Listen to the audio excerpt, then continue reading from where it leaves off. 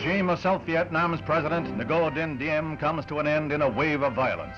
A few days before the army revolt, these last pictures showed a man who seemed to have no premonition of the horrible death he was to meet as a wave of rebellion swept Saigon. The Saigon he and his brother ruled as a personal province. The well-laid army plot began quietly during siesta time. Units of the 7th Army slipped into the city, seized key positions, and quickly ran headlong into stiff resistance from loyal Diem troops. Mortar fire concentrates on tanks and armored carriers blocking the way to the palace.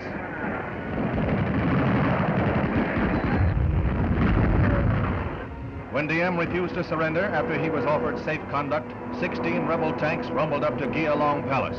The revolt had its strange moments. Elated Vietnamese civilians formed cheering squads well within range of the heavy firing. For 2.5 hours, the palace comes under heavy bombardment before the white flag is raised. Meanwhile, Diem and his brother Ngo Dinh had fled the palace in disguise. They were later captured, only to die in an armored car that was taking them to prison.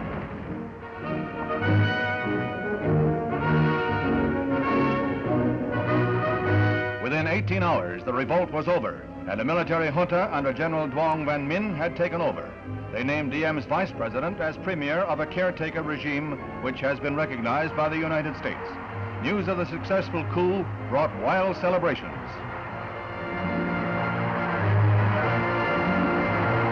In the early hours of the new government, there was widespread looting, most of it aimed at those who had been close to the deposed house of Diem.